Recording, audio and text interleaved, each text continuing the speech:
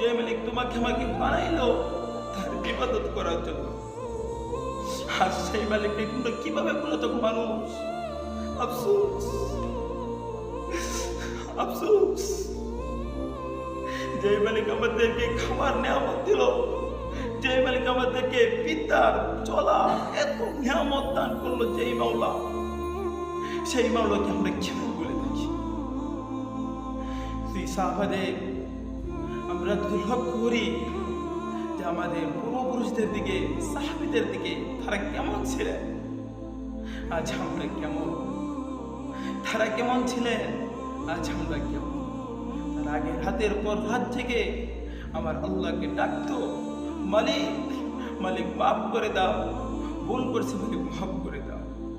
আর আজ আফসোস, আজ বর্তমান অবস্থায় দেখা যায়, বর্তমান সমাজে দেখা যায় তারা বিভিন্ন ব্যবসা বাণিজ্য, ফেসবুক, ইন্টারনেট নিয়ে তারা ব্যস্ত।